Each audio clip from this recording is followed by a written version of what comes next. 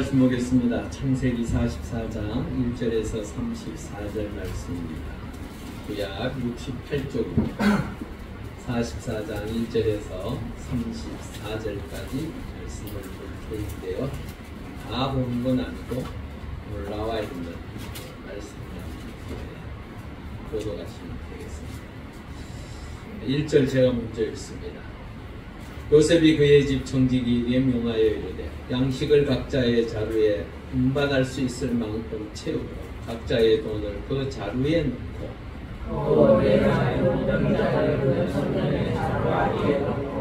그 양식과 돈을 함께 넣으라 하니 그가 요셉의 명령대로 하고 아침이 밝을 때에 사람들과 그들의 나귀들을 보내니라. 그들이 성읍에서 나가 멀리 가기 전에 요셉이 청지기에게 이르되 일어나 그 사람들의 길을 따라가서 그들에게 이르기를 너희가 어찌하여 선을 하고 하느냐. 이것은 내 주인이 가지고 마시며 널 점치는 데에 쓰는 것이 아니냐. 너희가 이같이 하니 악하도다. 청지기가 그에게 따라가서 그대로 하나니 그들이 그에게 대답하되 내 주여 어찌 이렇게 말씀하시나이까. 당신의 종들이 이런 결단코 아니하나이다. 우리 이스라엘에 있던 돈도 우리가 가나안 땅에서부터 당신에게로 가져왔거늘 우리가 어찌 당신의 주인의 집에서 돈을 묻지 않으니까. 당신의 종들 중 누구에게서 발견되든지 그는 죽을 것이요 우리는 내 주의 종들이 되리이다. 그가 이르되 그러면 너희의 말과 같이 하리라. 그것이 누구에게서 발견되면 그는 내게 종이 될 것이요 너희 죄가 없으리라. 그들이 각각 급히 자루를 땅에 내려놓고 자루를 각기 주니 그가 나이 많은 자에게서 시작하여 나이 적은 자에게까지 조사하매 그 자리 베냐민의 자리에서 발견되니라. 그들이 옷을 찢고 각기 짐을 나귀에 싣고 성으로 돌아가니 유다와 그의 형제들이 요셉의 집에 이르니 요셉이 아직 그곳에 있는지라 그의 앞에서 가면하고 이르니 요셉이 그들에게 이르되 너희가 어찌하여 이런 일을 행하였느냐. 나 같은 사람이 점을 잘 치는 줄을 너희는 알지 못하였느냐. 유다가 말하되 우리가 내 집에 무슨 말을 하오리까 무슨 설명을 하오리까 우리가 어떻게 우리의 정직함을 나타내니까. 하나님의 종들의 죄악을 찾아주셨으니 우리와 이 사람이 발견된 자가 내 주의 노예가 되겠나이다. 요셉이 이르되 내가 결코 그리하지 아니하리라. 잔이 그 손에서 발견된 자만 내 종이 되고 너희는 평안히 너희 아버지에게로 도로 올라갈 것이니라. 유다가 아버지의 생명과 아이의 생명이 서로 하나로 결의하면 이제 내가 주의 종 우리 아버지에게 받아갈 때에 아이가 우리와 함께 하지 않으며 아버지가 아이의 없음을 보고 죽으리. 이같이 되니 종들이 주의 종 우리 아버지가 흰머리로 슬퍼하며 수월로 내려가게 함이니이다. 주의 종 우리 아버지에게 아이를 항복하기를 내가 아이를 아버지께로 데리고 돌아오지 아니하며 영영의 아버지께 죄를 지리라 하였사오니 이제 주의 종으로 그 아이를 대신하여 머물러 있어 내 주의 종이 되게 하시고 그 아이는 그의 형제들과 함께 올려 보내소서. 그 아이가 나와 함께 하지 아니하면 내가 어찌 내 아버지께로 올라갈 수 있으리까. 그럴건대 내가 내 아버지에게 자식들을 보내라. 아멘. 우리 전우자로 인사하시죠. 한 주 평안하셨습니까? 우리 날씨가 또 갑자기 더워지기 시작했죠. 55년 뒤에 우리는 살아 있을까요? 이 땅에 없을까요? 10년 뒤에도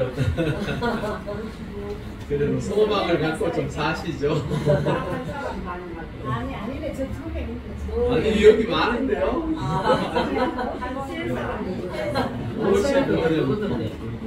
오늘 그 신문에 언급보니까 55년 뒤에 날씨를 예측했더라고요. 55년 뒤에. 지금의 온도가 10배로 극한 교육을 끔찍하죠. 그리고 시간당 지금 이번에 비가 보니까 뭐 시간당 100mm 152mm. 어마어마하게 오는 거예요. 또 뭐 누가 그러대요. 거기에 있던 사람이 하는 얘기가 양동이로 갖다 들어붙는 겁니다. 근데 55년 뒤에 1시간당 170mm까지 오더라고요. 극한 폭. 그런 시대가 안 와야 할 거예요. 그런데 천적, 자연재해는 극한으로 지금 달리고 있습니다. 그런 걸 생각해 보면 55년 뒤에 뭐 굳이 거기까지 뭐 생각할 필요가 저는 가능할 것 같아요. 저는 뭐 그래 봐야 뭐 100살도 조금 넘었어요. 요즘 120세대 아닙니까? 잘만 살면 100세는 건강하게 사시더라고요. 목사님 골골거리고 100세까지 살아도 아실래? 아니 저는 건강하게 100세까지 살아요. 네. 우리의 삶은 많은 과학적 발전과 의학으로 인하여 수명이 연장이 되고 또한 우리의 삶은 편안해졌지만 자연으로부터 우리는 어쩌면 외면당하고 그 자연이 우리를 등 돌리는 그 시간은 점점 가까이 다가가고 있는 것 같습니다. 이 자연을 우리가 잘 다스리고 보살피고 또한 이 자연을 바라보면서 감사할 때 하나님의 은혜 가운데 55년에 있을 그 극한도 하나님의 은혜로 극복될 줄 믿습니다. 지금부터 잘 가꾸고 또다시 그 자연을 위해서 우리가 사랑을 베풀면 그런 시대는 우리 다음 세대가 고통스럽지 않게 정말로 살기 좋은 이 땅에서 그들의 생명이 장수할 때 하나님께서 은혜를 베푸실 줄 믿습니다. 이런 건요 아멘 해주셔야 돼요. 왜 그러냐면 우리 세대는 그러잖아요. 우리는 뭐 살아봐야 얼마 사는데 그렇지만 다음 세대를 우리가 늘 기도하잖아요. 다음 세대를 기도하면서 다음 세대들이 맞닥뜨려야 되는 그 현실 속에서 그들 역시 얼마나 힘들겠습니까? 우리가 잘 물려주면 그들에게 복이 될 것이고 우리가 잘못 물려주면 그들 역시 고통스러운 삶을 살게 되어져 있습니다. 우리가 조금은 더 다음 세대를 생각하며 다음 세대가 더 복된 삶을 살기 위하여 우리가 기도하셨으면 좋겠습니다.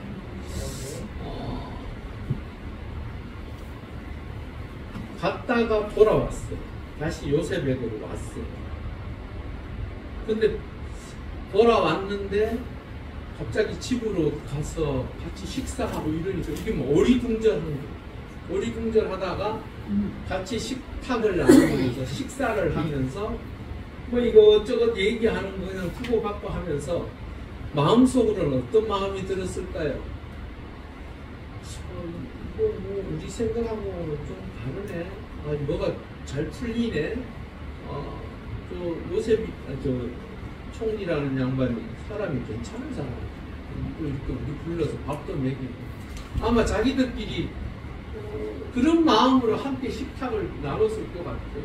그리고 뭐 총리도 뭐 특별하게 이야기하는 게 없어요. 그냥 너희들 아버지 잘 되시냐, 뭐 동생이냐, 그리고 함께 뭐 식탁을 나누고 즐거운 그 두렵고 염려되고 걱정되었던 그 마음이 아마도 눈 녹듯이 녹았을 것이에요.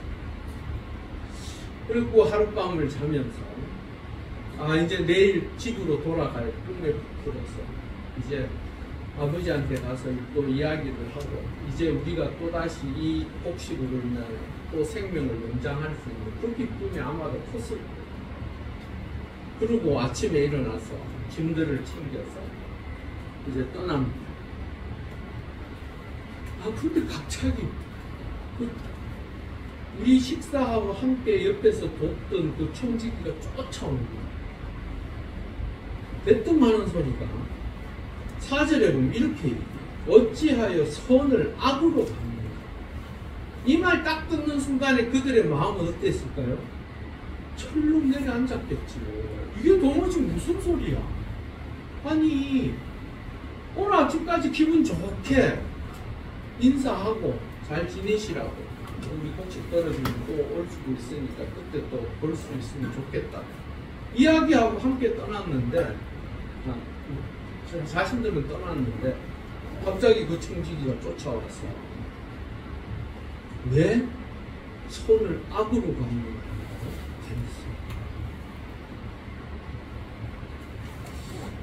우리의 삶의 자리는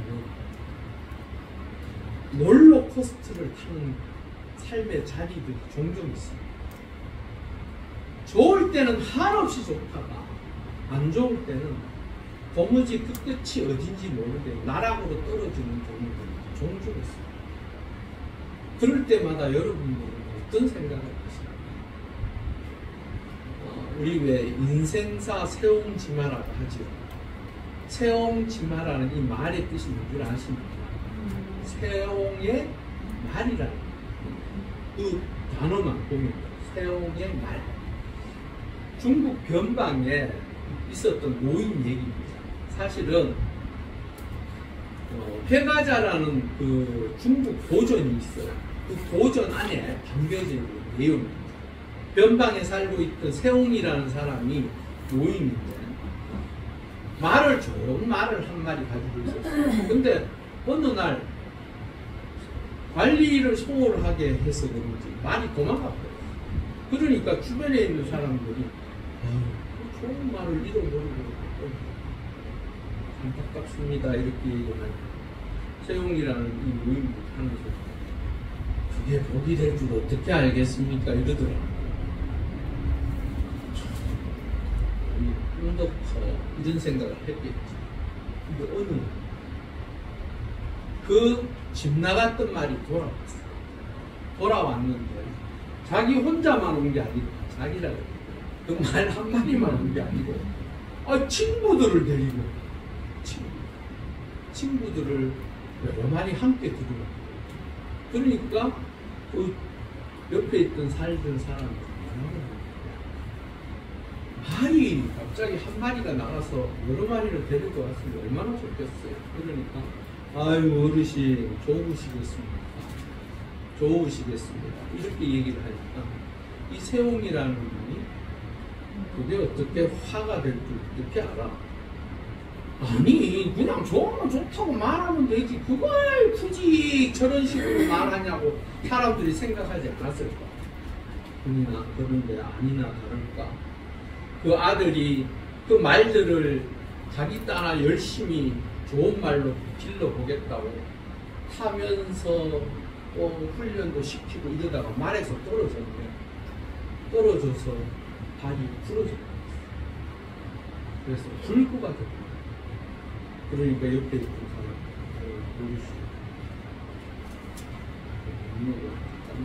그 아들이 그렇게 돼서 어떻게 해요? 하는 소리. 그게 또 뭐 복이 될 줄 어떻게 알겠어? 이러는 거. 이런 건 말을 못해요. 그런데 갑자기 오랑캐들이 쳐들어와서 전쟁이. 그 마을에 있었던 19은 다 죽습니다. 젊은이들이 전쟁을 치르면서 다 죽었는데 이 아들은 전쟁에 나갔습니까? 못 나갔습니다. 못 나갔어요. 다리가 불구가 되어서 군대를 갈 수가 없는 상황. 참 인생 진짜 아무리 좋다 한들 그것이 끝까지 좋을 수가 없고 아무리 나쁘다고 한들 그것이 끝까지 나빠지지 않는다는 거예요. 우리의 인생은요 한 치 앞을 내다볼 수 없다. 여러분 살아보시니까 그러시죠. 뭔가 좀 내 마음에 평안이 올 듯한데 갑자기 또 마음이 불편해지고 화가 나고 짜증이 나고 그래서 분노하다가 또 희한하더라고요. 그럴 때에 조그만한 것이라도 좋아지면 사람 마음이 감사해요. 그것 때문에 마음이 또 좋아지다. 그게 바로 우리 인생인데, 전도서 1장 2절 이렇게 이야기합니다. 읽어보겠습니다. 전도자가 이르되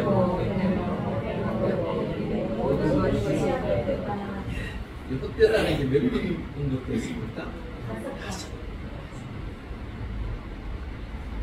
전도자, 즉 솔로몬은 이 땅에서 누릴 수 있는 모든 것을 누렸던 사람.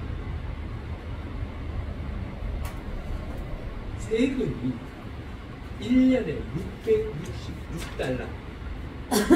이게 뭐 말이나 되는 소리입니까? 사실은. 그 당시에 시가로 따지면 어마어마한 세금이 들어왔어요. 그리고 은이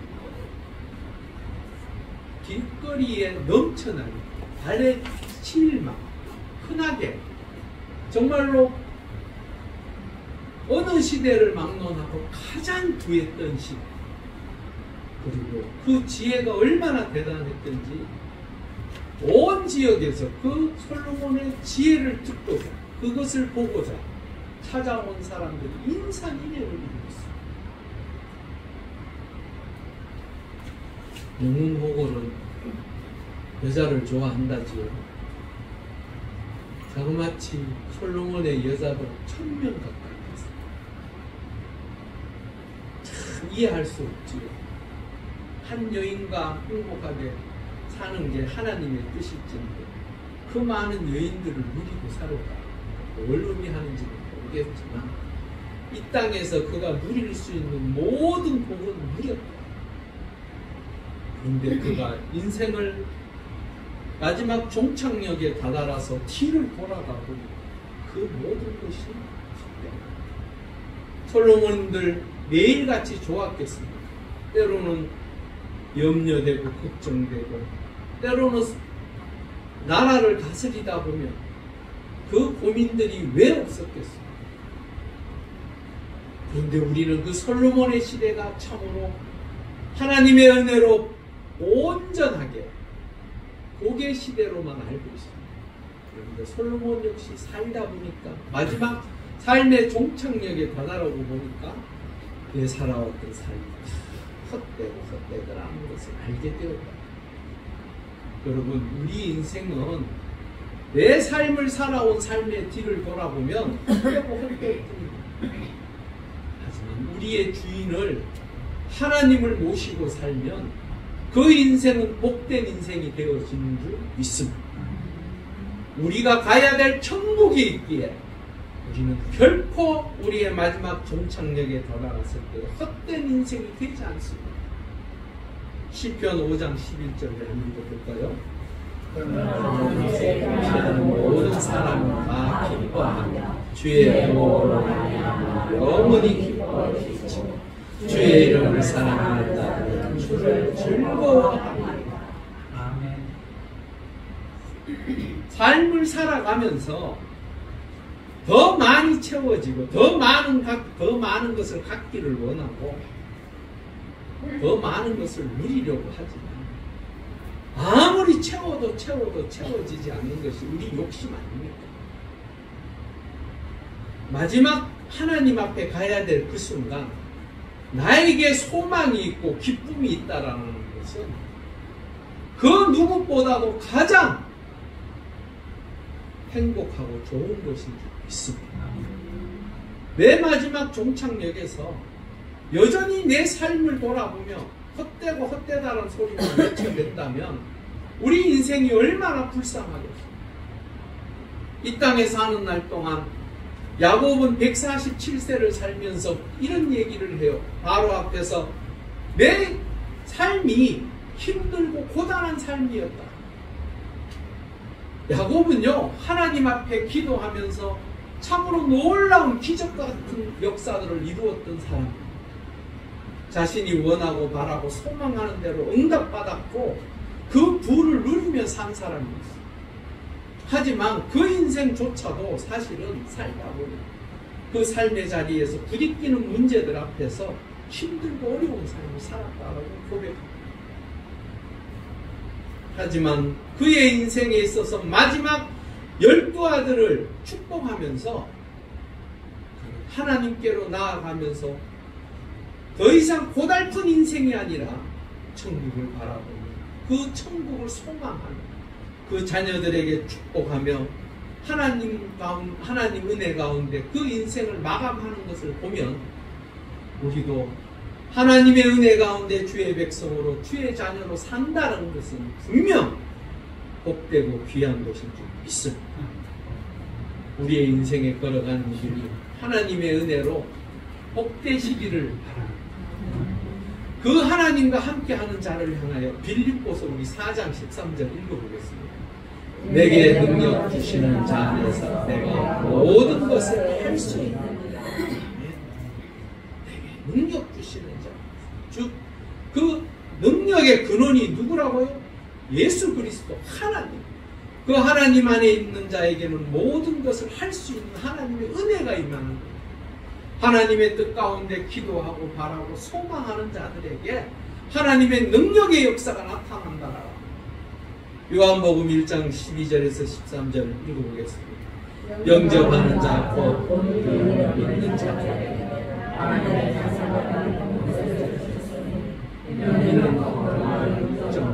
사람의 뜻으로 나지 아니하고 오직 하나님께로부터 난 자들이니라. 아멘. 우리에게 무엇을 주셨다고요? 하나님 자녀가 되는 권세를 주셨어요. 여러분, 호랑이 새끼는 호랑이입니다.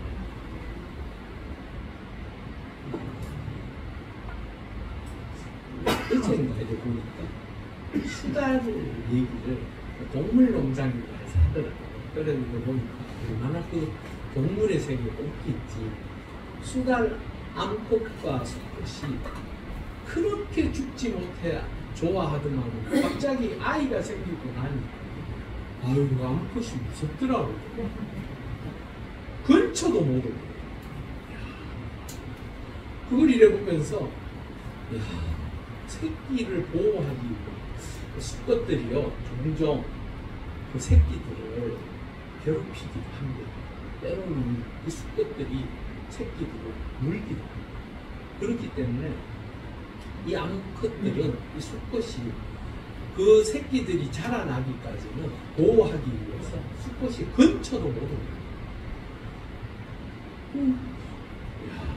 참, 그 애미로부터 보호받는 그 새끼는 그 물 안으로 이렇게 쑥 들어가는데 아직 수영이 서툰지 애미의 그 꼬리를 붙잡고 수영을 합니다. 웃기고요.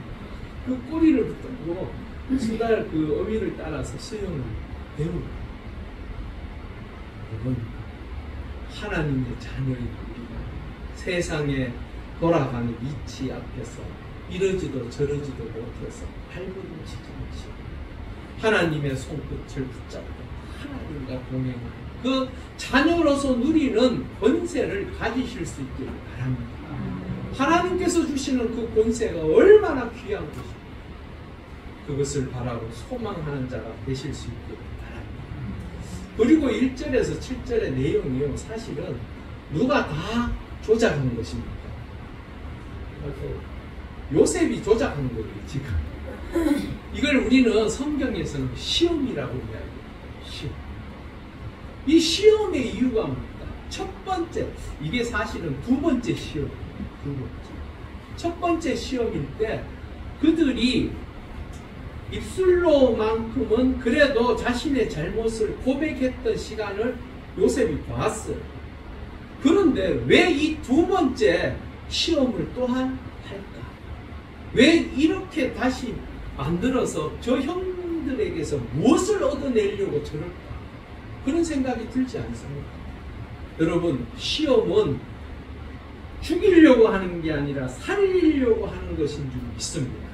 하나님께서 우리를 시험하실 때는 우리를 불구덩이로 밀어 넣어서 죽이려고 하는 것이 아니라 그 불구덩이로 빠져드는 자를 건져내서 하나님의 자녀, 주의 백성으로 살아가게 하시고자 우리를 시험하시는 줄 믿습니다. 아멘.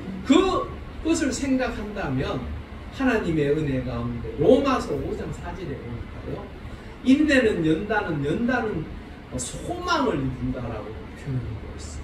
연단을 통하여 살아계신 그 하나님을 붙잡고 그 소망을 가질 때에 우리의 인생이 주 안에서 복되고 은혜가 넘치는 줄 믿습니다. 베드로전서 4장 12절 13절을 한번 볼까요?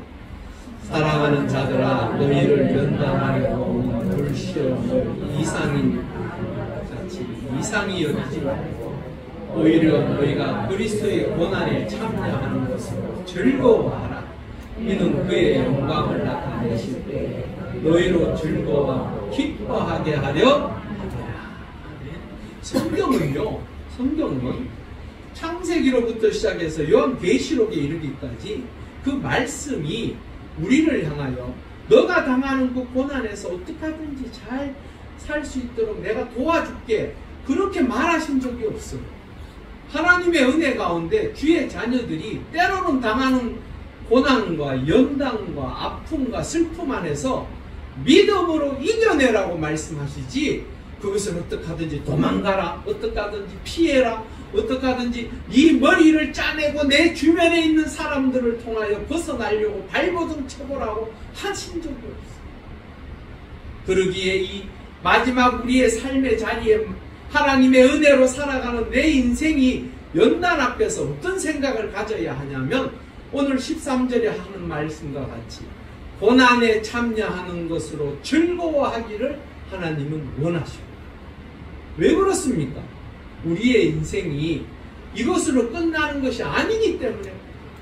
여러분, 때로는 예수 믿는 사람들 중에 교통사고로 죽는 사람 있습니까? 없습니까? 병들어 죽는 사람 있습니까? 없습니까? 그들의 죽음 앞에서 많이들 슬퍼하고 자녀들 슬퍼하고 친구들 슬퍼하지만 그래도 거기에서 우리가 소망을 가질 수 있는 건 영원한 나라 천국을 우리는 소유했기 때문에 내가 죽으면 나는 반드시 하나님 품에 갈 것이고 천국에 갈 것이라는 확신이 있기에 우리는 그 고난 가운데서도 다시 한번 일어날 수 있는 소망이 있는 줄 믿습니다. 그것을 가지셔야 됩니다. 내 삶의 자리에 하나님을 향한 소망을 가질 때에 내 인생이 주 안에서 복된 인생이 되어질 줄 믿습니다. 예수 믿어도요 늘 염려하고 걱정하고 불안해서 이러면 어떨까 저러면 어떨까 그렇게 사는 자가 아니라 하나님 앞에 모든 것을 맡고 기뻐하고 내 인생이 이리로 가든 저리로 가든 때로는 고난 가운데 때로는 즐겁고 행복한 가운데 있을지라도 하나님과 함께하니 우리 인생에 있어서 참 의미이고 목적이고 내 삶이 걸어가야 한 길인 줄 믿습니다. 그렇게 시험을 통하여 이겨내 하나님의 사람들이 될 수 있기를 바랍니다. 그리고 제가요 34절까지 다 하는 데 있어서 포인트만을 꼭꼭 뽑아내서 세 가지를 오늘 말씀드릴 건데 두 번째는 선을 악으로라는 말, 즉 그들이 성읍에서 나가 멀리 가기 전에 요셉이 청지기에게 이르되 일어나 그 사람들의 뒤를 따라가서 그들에게 이르기를 너희가 어찌하여 선을 악으로 갚느냐, 선을 악으로 갚느냐, 요 포인트를 가지고 한번 생각해 보거든요. 선을 악으로 갚는다라는 것이 무엇입니까? 배은을 합니다. 즉 베풀어주고 보듬어주고 함께 하면서 도와주었고 그것을 악으로 갚아서 되겠습니까? 안 되겠습니까? 안 되지요. 세상 사람들이 살아가는 삶의 자리에서도 이렇게 하면 됩니까? 안 됩니까? 안 된다라고 우리는 배우고 있습니다. 세상 사람들이 그렇게 이야기합니다. 최소한 그래도 너를 도운 자들을 악하게 해서는 안 된다라고 이야기합니다. 기본만이라도 하라고 이야기합니다. 맞죠? 기본만이라도 감사한 마음이라도 가지라는 거예요. 나를 도와주고 나와 함께하고 나를 인도해주고 나의 어려운 삶의 자리에 베풀어주고 나누어진 그 손길을 생각하면 우리가 최소한 그를 인정해주고 인정해주고 다 필요 없어요. 그냥 그래도 최소한 예의만이라도 갖추고 있으면 사람들은 그래 그렇게 사는 게 사람의 도리야 라고 이야기합니다. 근데요, 성경은요, 단지 그 윤리적인 문제까지만 얘기하는 게 아니에요. 우리 마태복음 5장 44절에서 45절 한번 볼까요? 나는 너희에게 이르노니 너희 원수를 사랑하며 너희를 박해하는 자들에게 기도하라. 이같이 앉아도 하늘에 계신 너희 아버지의 아들이니 이는 하나님이 그 해를 악인과 선인에게 비추시며 의로운 자와 불의한 자에게 내려주시라. 아멘. 이게 윤리적이고 도덕적입니까? 아닙니다. 그보다 더 한 단계 더 앞서 나아간 놀라운 하나님의 법칙입니다. 너희 원수를 사랑하며 너희를 박해하는 자를 위하여 기도. 목사님은 이렇게 살고 계십니까? 예, 저도 그렇습니다. 저라고 뭐 별 수 있겠습니까? 때로는 원수를 사랑하려고 마음을 먹다가 생각만 해도 몸소리 스쳐져서 기도하고 멈추는 경우도 옛날에 보면 있더라고요. 저도 그렇게 완벽하게 안 되더라고요. 박해하는 자를 위하여 기도하고 박해하는 자를 위하여 기도는 가끔 해봤어요. 그런데 그를 사랑하는 건 도저히 안 되더라고요. 그런데 하나님의 법은 하나님의 이치는 세상 원리와 분명 다르다라는 것을 보여주고 있습니다. 그 다름을 어떻게 말하고 있습니까? 해를 악인과 선인에게 비추시고 비를 의로운 자와 불의한 자에게 내려주십니다. 하나님이 베푸신 그 은혜와 사랑은 하나님의 자녀이든 아니든 똑같이 베풀어 주십니다. 단지 그것이요, 나중에 하나님 앞에 섰을 때, 심판대 앞에 섰을 때는 달라지겠지. 이것은 하나님께서 분명하게 말씀하고 계시잖아요. 예수 그리스도로 말미암아 우리는 구원받습니다. 예수 그리스도로 말미암아 우리는 천국 갑니다. 아멘. 그러기에 똑같은 혜택을 누리고 똑같은 것을 받을지라도 하나님이 없고 예수 그리스도가 없으면 그 자는 지옥 갑니다. 그렇지만 하나님은 그들이 지옥 가기 전까지는 그들이 하나님의 자녀 주의 백성으로 여전히 함께 하기를 원하시는 분이 하나님이신 줄 믿습니다. 여러분, 하나님께서 베푸신 그 선한 삶, 복된 삶, 은혜의 삶을 우리를 통하여 나누기를 원하십니다. 그러기에 로마서 12장 19절에서 21절 우리 읽어보겠습니다. 내 사랑하는 자들아, 너희가 친히 원수를 갚지 말고 하나님의 진노하심에 맡기라.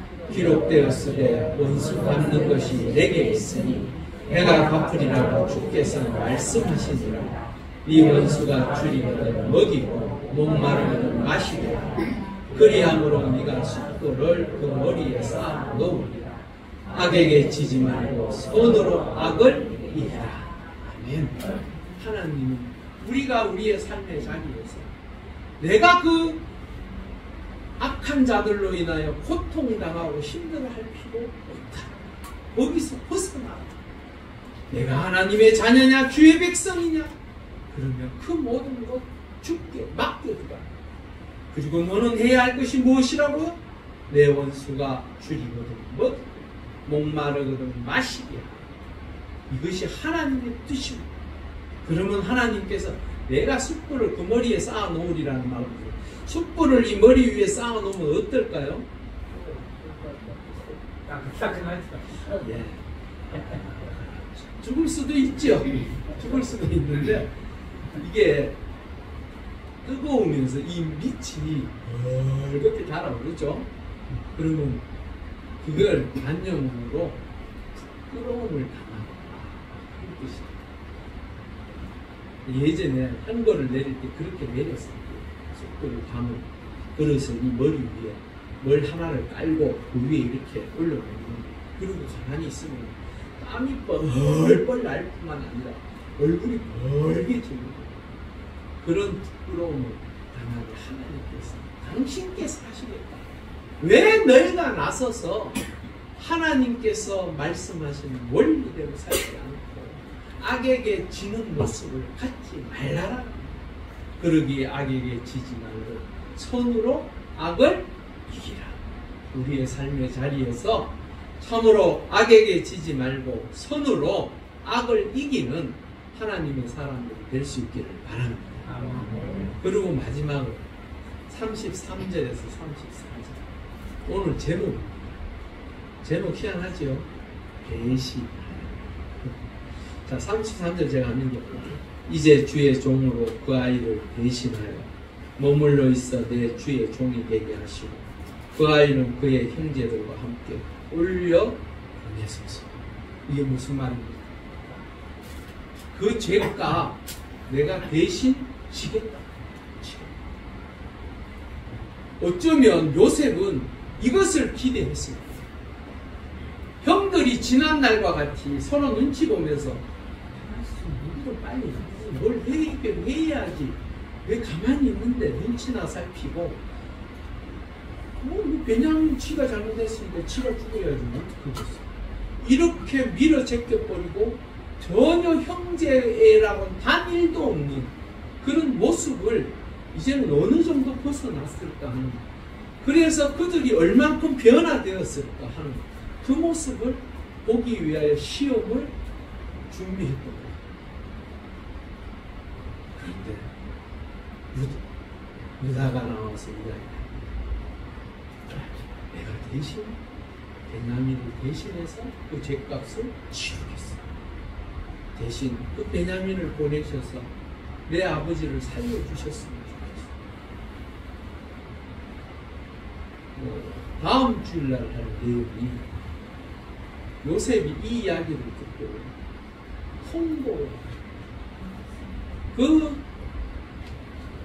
형의 말을 듣고 내 형들이 지난날 그 형들이 아니었구나. 유다의 그 간절한 그 호소를 통하여 비로소 요셉이 형들을 받아들여요. 여러분, 사람과의 그 관계가 깨트려졌을 때 가장 중요한 것은 상대편이 변화되어진 진심을 보일 때에 그 관계는 다시 회복되어질 수 있어요. 내가 아무리 용서해도요, 그 사람이 변하지 않으면요, 우리는 인간이기에 여전히 돌아서고 나면 또 이런 게 올라옵니다. 맞죠? 이런 게 올라옵니다. 그런데 그 사람이 진심 어린 사과, 진심 어린 얼굴로 나를 대하면 나 역시 내 마음속에 있는 것들이 눈 녹듯이 녹아냅니다. 하나님의 은혜가 우리의 삶의 자리에 그러한 모습을 가지실 수 있기를 바랍니다. 이 대신하여라는 말을 들으면서 우리를 대신하신 예수 그리스도를 생각하셨으면 좋겠습니다. 에베소서 2장 14절에 우리 한번 읽어보겠습니다. 그는 우리의 합병이시니라. 중간에 막힌 자기 육체로 오시고, 그는 우리의 합평이래요. 하나님과 나와의 관계가 나뉘어져 있는, 그 쌓여져서 그 죄로 말미암아 쌓여진 그 많은 것들을 주님은 자신의 몸을 통하여, 육체를 통하여 그 담을 허셨다라고 표현하고 있습니다. 우리를 대신하여 죽으신 그 주님을 만나실 수 있기를 바랍니다. 그 주님을 늘 날마다 기억하며 사는 자가 되기를 바랍니다. 요한복음 12장 25절 우리 한번 읽어볼까요? 자기의 생명을 사랑하는 자는 잃어버릴 것이요 이 세상에서 자신의 생명을 미워하는 자는 영생하도록 보존하리라. 예, 내 안에 여전히 때로는 악을 품고 죄를 품고 삽니다. 하지만 내가 예수 그리스도를 구주로 고백함으로 내 안에 더 이상 그러한 것이 아니라 주님이 나와 함께 하시고 내가 그리스도를 향하여서 사는 삶이 되어질 때에 하나님의 은혜가 우리 가운데 임할 줄 믿습니다. 그러기에 마지막 우리 히브리서 12장 2절 읽어보시겠습니다. 믿음의 주여 또 온전하게 하시는 예수를 바라보자. 그는 그 앞에 있는 기쁨을 위하여 십자가를 참으사 부끄러움을 개의치 아니하시더니 하나님 보좌 우편에 앉으셨느니라. 아멘. 네. 믿음의 주여 우리를 온전케 하신 그 예수를 바라보고 사는 삶이 될 수 있기를 바랍니다. 그 예수를 바라보고 사는 삶이 천국을 소유하고 소망하며 은혜로 그것을 누리며 사는 자인 줄 믿습니다. 이번 한 주도 주의 은혜 가운데 예수만 바라보며 나를 대신하여 죽으신 그 은혜의 역사를 이번 한 주도 누리며 살아가는 우리 모두가 될 수 있기를 주의 이름으로 축원합니다. 우리 함께 기도하시겠습니다. 우리 30초 정도 하나님 주의 자녀로 주의 백성으로 주께서 나를 대신하여 죽으셨고 그 은혜로 날 이번 한 주도 살아가고 주만 바라보고 주와 함께 동행하는 우리의 삶이 되게 우리 함께 30초 정도 간절히 기도하시겠습니다. 할렐루야. 아버지 하나님 감사합니다. 우리를 사랑하여 주셔서 주의 은혜 가운데 주의 자녀 주의 백성으로 세워주시며 감사합니다. 아버지 하나님 간절히 기도하고 나를 대신하여 죽으신 그 주님을 바라보며 그 주님의 손을 붙잡고 이번 한 주도 살아가게 하시옵소서. 하게 하여서 하나님의 그 놀라운 은혜와 그 기쁨을 누리며 승리하며 주께 영광으로 살아가는 우리 모두가 되게 하여 주시옵소서. 할렐루야. 아버지 하나님 감사합니다. 주의 은혜로 주께서 나를 대신하여 죽으신 그 은혜의 역사를 다시 한번 우리가 되짚어보며 이번 한 주도 주만 바라보고 주와 함께 동행하는 복된 한 주가 되기를 소망하며 기도합니다. 우리를 붙들어 주셔서 이번 한 주도 주와 함께 동행함으로 승리하는 복된 한 주 되게 하여 주시옵소서. 감사합니다. 예수님의 이름으로 간절히 기도를